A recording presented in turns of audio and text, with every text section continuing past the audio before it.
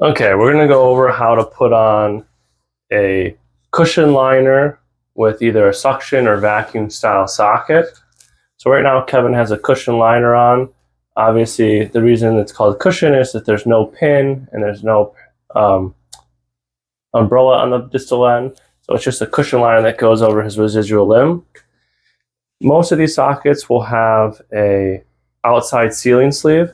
So how this works is this will roll up over the socket, over Kevin's knee, and it will seal this silicone against the silicone up here, either on, usually I tell the patients to fold their liner back so it seals here, or it can seal against their skin. And that's what will make the suction inside of the socket and how it suspends the prosthesis. So it's real important when they put this on that they roll this up onto their leg. We don't want them, again, to pull this up because it stretches it. And be careful not to get their fingernails in there because that can rip holes in here.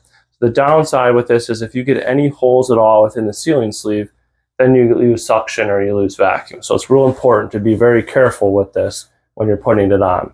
The other thing is on the back side, we want to make sure when you're putting it on that this sleeve is rolled below the back shelf.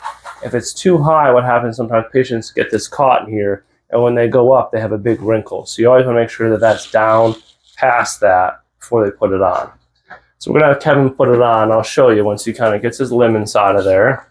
He pushes down, and then he's going to roll the outside sealing sleeve up over the prosthesis and onto his liner.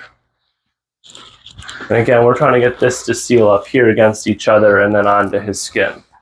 So then he rolls that up onto his thigh, and that's how you put on a suction or vacuum type style prosthesis.